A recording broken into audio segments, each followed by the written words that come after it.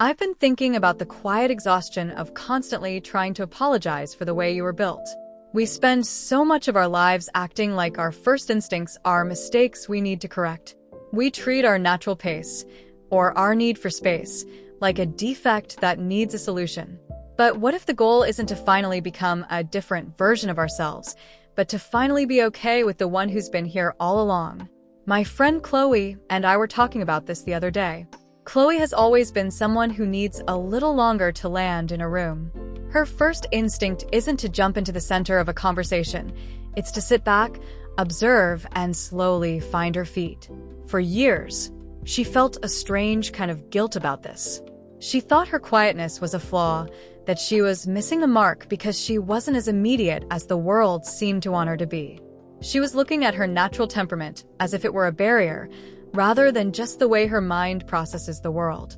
I've realized that we often judge our past choices as if we had all the information back then that we have now. Chloe used to look back at the times she was guarded, or the times she chose to wait instead of stepping out, and she'd feel frustrated with herself. But at that time, Chloe was just reading the map she had. Her instincts were telling her how to move through a landscape that felt overwhelming. We can't blame ourselves for not knowing the way through before we've even finished the day. There's a steadying relief in admitting that you weren't wrong.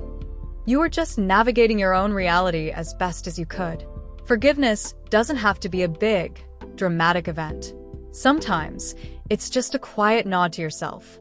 Chloe told me that she's finally starting to nurture her nature instead of fighting it. She's realizing that her vigilance and her rhythm aren't things she needs to get over. They are just her way of navigating the world. When you stop trying to edit your first instincts, you finally have the energy to actually use them. Chloe is finding that her observational nature is actually her greatest strength. She isn't broken for needing a different rhythm. She's just protecting the sanctuary she's built inside herself. I've realized that the person you were a few years ago is probably just waiting for you to say, "I understand why you did that." If there's a part of your natural self you've been struggling to accept, I'd love to hear how you're making peace with it in the comments.